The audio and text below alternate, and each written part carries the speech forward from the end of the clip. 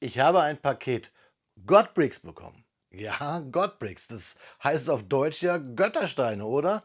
Naja, ich kann euch sagen, das, was ich heute aus diesen göttlichen Steinen baue, ist alles andere als göttlich, eher das Gegenteil.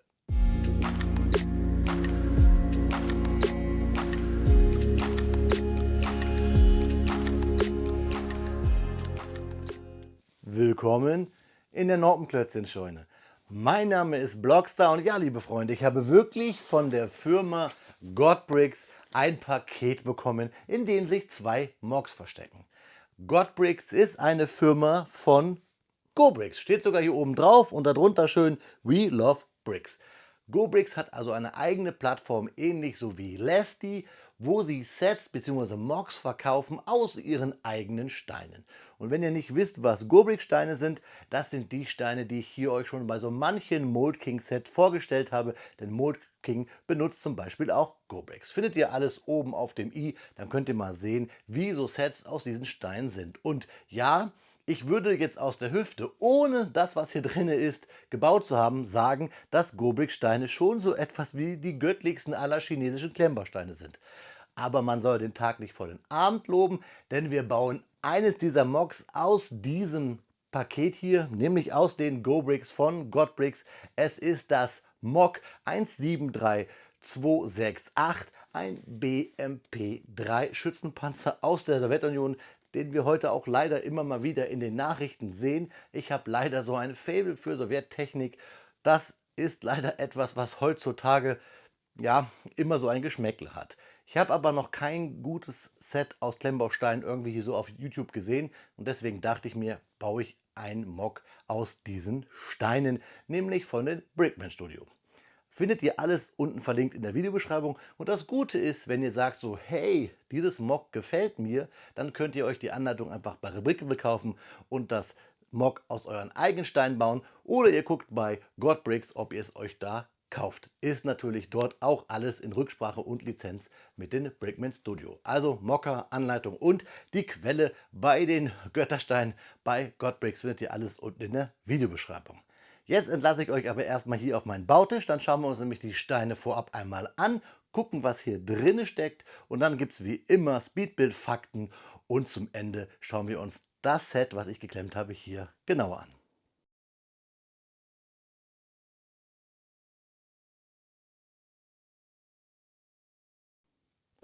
Ja, Freunde, da liegt dieser sagenumwobene Karton aus göttlichen Reichen hier auf meinem Bautisch. Wie gesagt, hier stecken zwei Mocks drinne. Eines von den Brickman Studio, habe ich euch gerade gesagt, das sowjetische russische BMP-3 und noch ein anderes, welches ich euch dann hier natürlich auch nochmal auf meinem Kanal präsentieren werde. Da habe ich aber etwas anderes vor, deswegen nicht wundern, wenn ich den Karton gleich aufschneide und dann diese Tüten gleich wegziehe. Soll ja eine Überraschung für euch sein. Natürlich ist das hier meine eigene Meinung, die ich jetzt wiedergebe. Ich habe zwar von Godbricks diese Steine, diese Mocks gestellt bekommen, aber ohne Verpflichtungen, außer dass ich ein Video mache. Alles, was ich jetzt sage, denke und fühle, kann Godbricks gar nicht kaufen. Das ist nur meine echte Meinung. Wir schneiden den Karton auf. Ich kann euch sagen, es kam typisch chinesisch Post in so Luftpolsterfolie und etwas zerdellt. Das seht ihr schon, der Karton ist etwas angeditscht. Und woher weiß ich, dass hier zwei Tüten drin sind? Naja, weil ich halt zwei Mocks mir gesendet haben lassen wollte, beziehungsweise haben sie gesagt, dass sie mir zwei stellen wollen. Und ich habe mir dann diese zwei ausgesucht. Nochmal ganz cool hier, GoBricks und dieses We Love Bricks. Das finde ich ganz cool. Wir klappen auf. Ah, da sehe ich schon, das ist das andere, das ich euch mal anders zeige. Und hier haben wir unseren BMP3.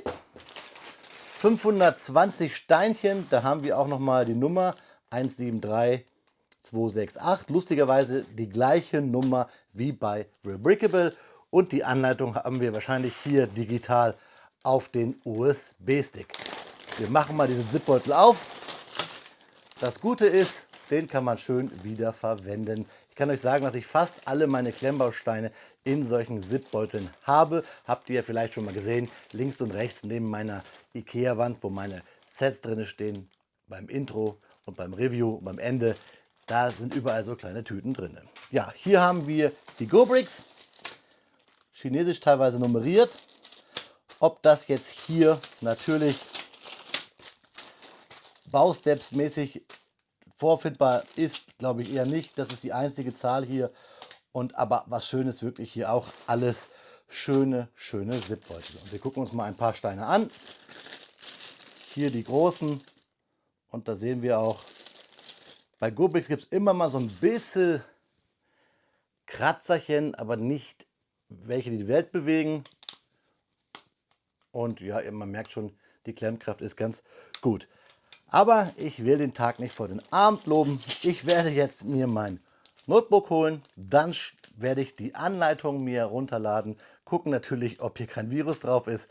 Für euch klemmen. Ihr bekommt natürlich ein paar Fakten historisch zum BMP3.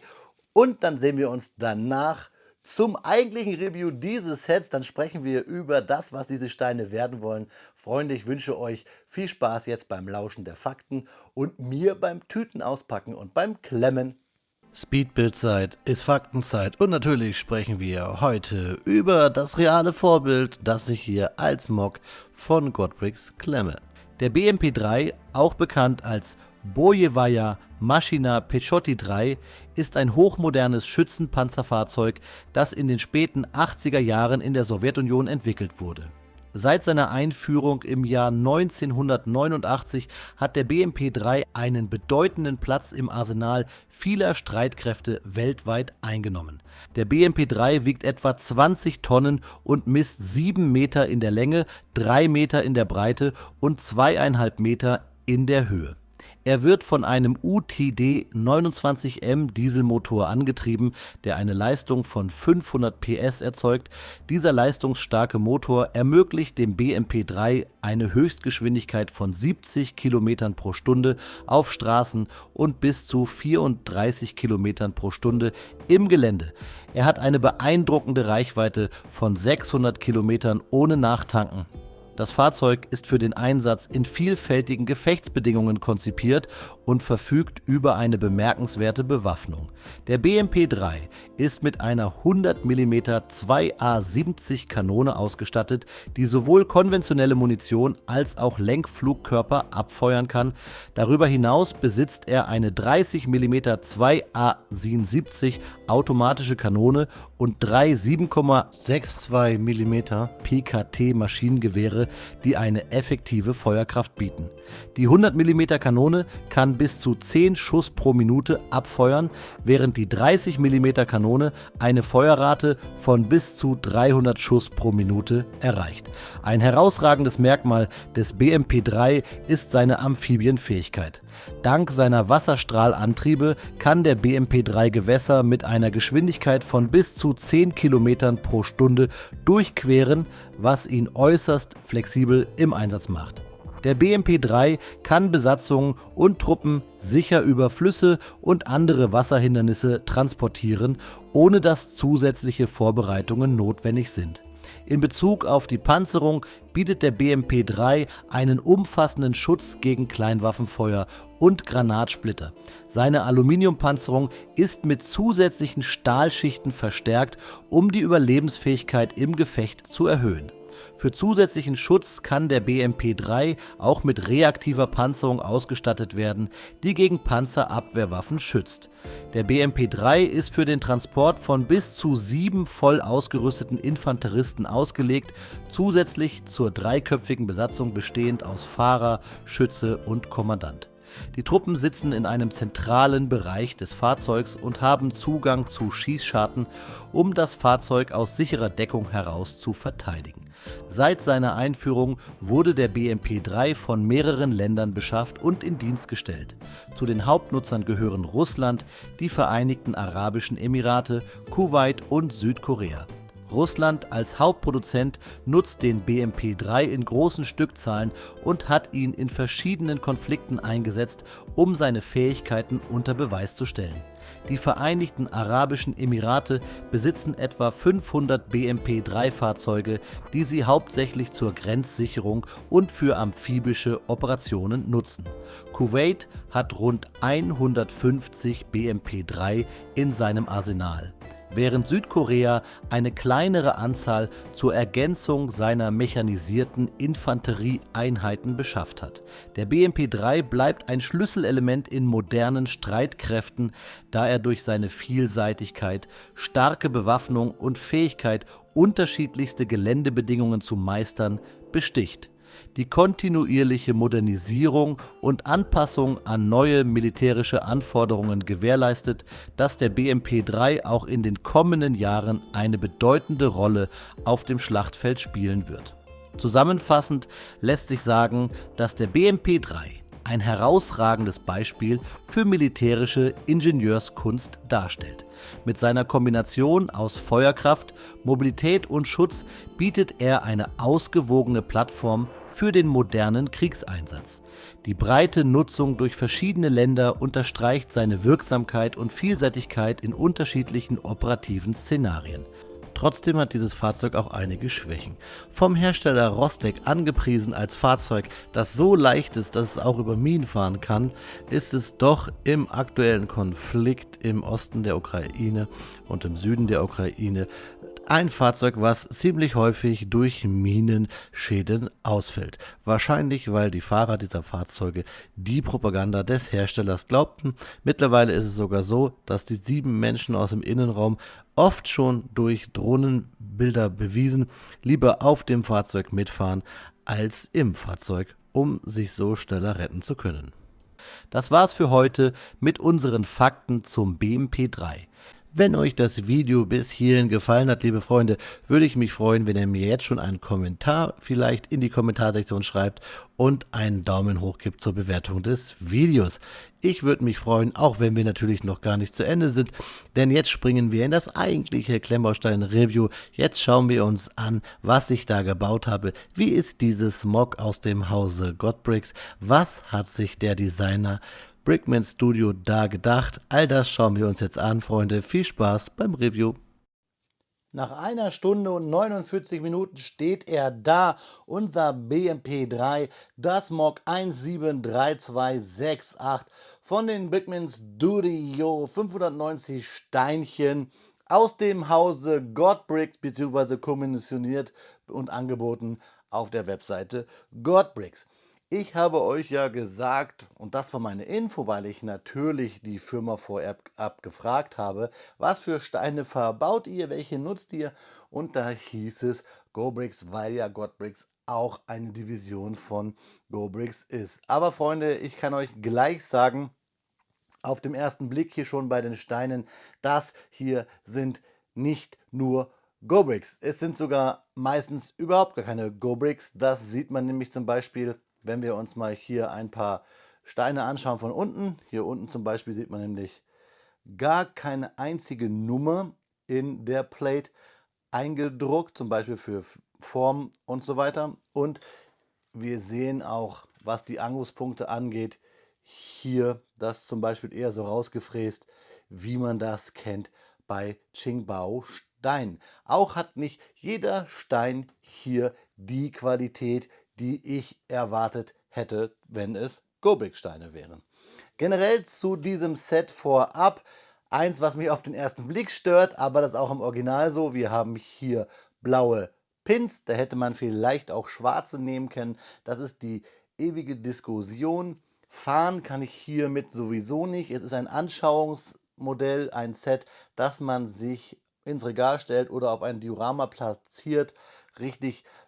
Mit Spielen in Anführungszeichen kann man auf gar keinen Fall, denn wir haben hier einige, ja, konstruktionsbedingte oder steinbedingte Bauschritts, die, ja, am besten man fasst das Set an bestimmten Teilen gar nicht an oder die Teile, sagen wir es mal so, die so aussehen, als dass man sie bewegen könnte, die bewegt man am besten nicht. Ich zeige euch das aber auch gleich nochmal im Detail. Hier haben wir eine Handvoll Steine, die übergeblieben sind. Das ist immer ganz cool. Ich hole jetzt mal ganz kurz hier meinen MacBook und zeige euch mal hier live, was ich meine. Ich will mal gucken, dass wir keine Spiegelung haben. Also hier haben wir die Anleitung, die bekommt ihr ja dazu, habe ich euch gesagt. Vielleicht ist auch hier schon das erste Problem ganz oben. Da steht Lego Military Mock. Ich habe es euch ja gesagt, dieses Set kann man auch bei den lieben Brickman Studio direkt bei Rebrickable kaufen. Wenn man die Anleitung dann erwirbt und das mit Lego-Steinen baut, geht es vielleicht. Mit diesen Steinen, die man hier zusammengestellt hat, ist es ein bisschen schwierig. Wobei auch die Anleitung hier ein bisschen tricky ist. Und zwar seht ihr noch hier alles ganz easy. Man kann das schön zusammenklemmen. Das macht alles Sinn, alles gut. Aber wir haben hier fragile Bautechniken. Wir haben hier zum Beispiel schon bei 31 eine Bautechnik, die nicht funktioniert, weil wir diese Steine hier, nämlich diese hier, gar nicht auf die Höhe noppen können. Wir können die hier gar nicht zwischen die Tubes stecken, wie es hier ist. Das ist ein kleiner Fehler. Und ja, so richtig los geht es dann eigentlich, wenn wir mal hier hinten gleich gucken, uns das Heck anschauen, nämlich beim Baustep 56 folgend, nämlich hier, wenn wir die große Plate aufbauen, achtet mal hier auf diese rote Umrandung. Wir überbauen die Plate dann später hier und ihr seht aber schon mit Steinen, die hier nirgendwo connecten, und auch diese Steine hier, die hängen in der Luft. Und so geht es ganz oft weiter, dass wir irgendwelche Steine bauen, die wir erst quasi zum Schluss irgendwie gegenkontern. Also es macht keinen Sinn bei so manchen Baustep. Auch der Turm hier zum Beispiel, ich zeige es euch mal, hat hier so Öffnungen, weil wir hier Brick Modified benutzen. Und dann sollen wir diese Steine benutzen, die hier links und rechts Noppen haben. Aber ja, ich mache es zurück, hier gar nicht reingehen. Der ganze Turm wird eigentlich nur gehalten durch die Noppenaufnahmen von unten und ist somit zweigeteilt, und somit, ja, wenn man ihn anfasst, hat man immer eine große Lücke. Ich habe es anders gebaut, ich habe es ein bisschen versetzt gebaut, somit habe ich wenigstens eine kleine Halterung. Und das Blöde auch hier ist, mit vielleicht Lego-Steinen funktioniert es. Dieser Stab zum Beispiel ist bei Lego ganz gerade. Bei denen, die ich im Set verbaut habe, zeige ich gleich, hat man hier eine Rundung und somit hält der Stab gar nicht hier in diesem Tube auf dem Hinge-Oberteil, und somit kann ich gar nicht gut dieses Rohr bewegen. Zeige ich euch alles gleich. Und auch noch ein Baustep. Hier zum Beispiel in diesen abgeschrägten halben 1x2er Slope ist diese C-Clamp drinne, die vielleicht bei Lego besser hält, weil sie hier oben noch aufgenoppt hat, ja den Schriftzug Lego, weiß ich nicht. Ich zeige es euch gleich im Modell, es ist ziemlich locker. Vielleicht gibt es hier schon eine neuere Version der Anleitung, das kann ich euch noch nicht sagen, denn ich habe die Anleitung ja hier drinnen im Set gehabt auf einen USB-Stick. Übrigens auch sehr kurios, auf dem USB-Stick ist eine Datei drauf, die ist genau 1 Kilobyte groß, und da sind dann die Links zu den Anleitungen zum Runterladen. Also habe ich so auch noch nicht gesehen, der USB-Stick ist geschenkt, 1 Gigabyte mit 1 Kilobyte drauf. Das finde ich ziemlich lustig. Ich zeige euch jetzt mal das Fahrzeug. Wie gesagt, fahren ist bei mir aber hier auf meinem Untergrund schwierig. Und ich zeige es euch jetzt einmal optisch. Es hat eine kleine Schwachstelle, so richtig vom Anfassen und auch optisch. Optisch nämlich einfach hier, ihr seht vielleicht die Aufhängung, das ist bautechnisch geschuldet. So ein Schützenpanzerwagen, der wäre natürlich hier unten, wo meine Finger sind, zu. Man müsste eigentlich hier unten mehr zubauen, um die Wanne darzustellen, was aber nicht geht mit dieser Bautechnik, dieser Schwingarme oder dieser gebauten Schwingarme durch diese Verbinder auf den Pins. Das ist klar. Man muss sie auch ein bisschen ausrichten, sonst wird das Fahrzeug immer ein bisschen wackelig, weil man sie ja hier einstellen kann. Ihr seht es ja. Das ist alles ganz gut. Und hier seht ihr da, ich kann gar nicht die Ketten drehen. Da sind diese blauen Pins zu fix, zu fest, zu sehr angeschraubt, möchte ich fast behaupten. Sie sind wirklich, ja, wie schwarze, deswegen hätte man auch gleich schwarze nehmen können. Ihr seht auch, die Steine hier haben ein bisschen unterschiedliche, ja, Grautöne, möchte ich mal behaupten. Da sehen wir auch schon, dass wir nicht hier Go-Bricks haben. Ja, hier unten haben wir einen Baustep. Da fällt immer hier diese 2x4er Plate ab, die Flat-Teil. Ja, der am besten nicht anfassen. Generell ist der vordere Bereich sehr fragil gebaut und der Turm auch. Ihr seht es, hier drin wäre ein noch viel größerer Gap, wenn man ihn nicht so ein bisschen wie ich modifiziert hätte. Und ihr seht auch hier schon, da gibt es keine richtige Verbindung. Und der Stab hier am Turm, den zeige ich euch gleich. Ich möchte euch einmal nur optisch von allen Seiten zeigen. Einmal hier von vorne. Dann hier von der Seite, hier diese Abgasanlage, das ist eigentlich ganz cool geworden, wenn diese Steine nicht ab dem Baustep, ich habe es euch gesagt, 56 irgendwie in der Luft hängen würden. Auch hier schön mit ja, Zauberstäben gearbeitet. Der Turm von hinten und hier seht ihr die C-Clamps, die eigentlich ja hier mehr als locker drinne hängen, das habe ich euch gesagt. Und von hinten hier hat man Klappen, die man ja bewegen könnte jetzt. Ihr seht es ja, hier haben wir überall Hinges, aber ich sag's euch, wenn ich das jetzt anfasse, die Klappen gehen eher ab, als dass ich sie aufmachen kann. Ihr seht es da. Und damit habe ich noch nicht mal großartig Kraft aufgewendet. Das liegt daran, dass wir hier nur einen Knob haben. Das Lustige ist natürlich jetzt, wenn es eh abgefallen ist, dann kann man hier gut reinfassen. Dann kriegt man die Klappe auf. Aber auch da seht ihr, hier, ja, wenn ich hier so bewege, ja, das geht ab. Also wir haben hier zu gut sitzende Steine, wenn man es schön sagen möchte, als dass man diese Klappe aufmachen kann. Und da drin seht ihr auch wieder hier diese Steine. Sind eh ein bisschen klar verschmiert von meinen Fingern, aber sie haben ja nicht den besten Eindruck, diese Steine. Und die Qualität ist zu durchwachsen, als dass ich es gut finden würde. Ihr seht auch hier, ich wollte es gerade zuklappen, aber aufgrund der Bautechnik mit nur einer Noppe geht das nicht. Das heißt, wir müssen den Hinge hier gerade machen, dann können wir es hier wieder drauf noppen, das gleiche hier und dann wieder da drauf. Und dann haben wir hier so ein bisschen Spaltmasse. Den Turm können wir drehen, der ist auf einem Turntable, das ist ganz gut. Aber das, ja, hier ist übrigens der Gap, den ich auch mit meine. Aber das Rohr bewegen, das, ja, es ist eh kein richtiges Rohr, ihr seht es hier. Man muss es so ausrichten. So. Und wenn ich jetzt bewegen wollen würde, ja, geht's ab. Und da ist dieser runde Stab, der hier halt nicht gut hält. Da wäre wahrscheinlich einer von Lego viel besser und ich muss hoffen, dass es hält. Ja. Sonst optisch, ja, bis auf diese Geschichte, dass man es hier vielleicht zubauen müsste, erkennt man auf jeden Fall ein BMP3. Ich überlege auch ganz hart, ich habe jetzt ja die Anleitung und ich habe noch viele, viele Steine, ob ich mir den vielleicht wirklich nochmal aus Mostly Lego Steinen baue, um zu gucken, wie es dann wird, dieses Fahrzeug. Wie gesagt, hier seht ihr meine Hand dadurch. Das müsste eigentlich bei so einem Schützenpanzer etwas zu sein. Ja, das ist das Fazit hier so ein bisschen vom BMP3. Ich bin ein bisschen hin und her gerissen, ich weiß es gar nicht. Vielleicht bin ich auch sprachlos. Schreibt mir eure Meinung einfach mal zum Set unten in die Kommentare. Ganz lieb grüßen möchte ich den Designer. Der hat nämlich, mit dem hatte ich Kontakt, den habe ich auf Rubrikable angeschrieben. Hat mir auch gesagt, alles cool, alles Akkord. Er arbeitet mit Godbricks zusammen, das passt alles.